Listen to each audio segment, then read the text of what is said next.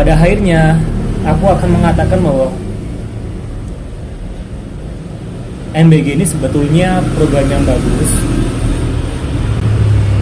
tapi harus dilakukan secara targeted gitu ya, spesifik penerimanya, sehingga tidak menggunakan anggaran yang begitu besar ya, sehingga anggaran yang ada itu bisa dialihkan ke hal-hal yang lain gitu ya.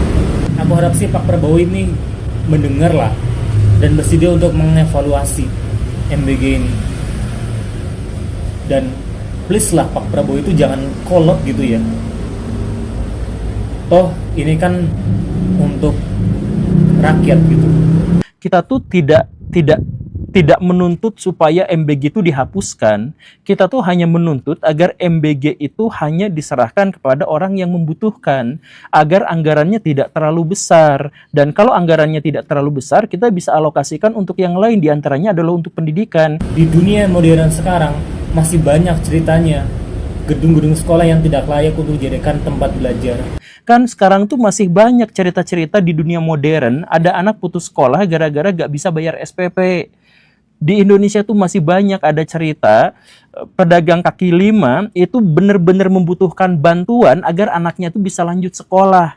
Dan itu tuh sekarang semuanya tuh terancam oleh MBG.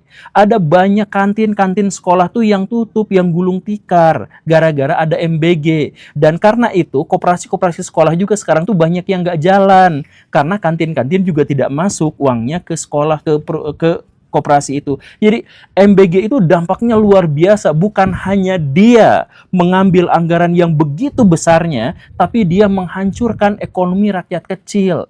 Pedagang-pedagang di depan sekolah, kantin-kantin, proyek-proyek besar banyak yang terhenti, tunjangan untuk guru dan dosen banyak yang ya ditangguhkan, atau bahkan ada P3K guru-guru di Indonesia itu banyak yang OTW dipecat gara-gara efisiensi uangnya buat MBG. Teman-teman bisa cek, guru-guru itu gajinya kecil, fasilitasnya sedikit, dan mereka susah untuk jadi PNS. Sedangkan itu yang MBG itu tiba-tiba jadi PNS, tiba-tiba jadi ASN, kemudian mereka kaos kakinya aja disediakan sama pemerintah, motor disediakan sama pemerintah. Kapan guru disediakan motor sama pemerintah?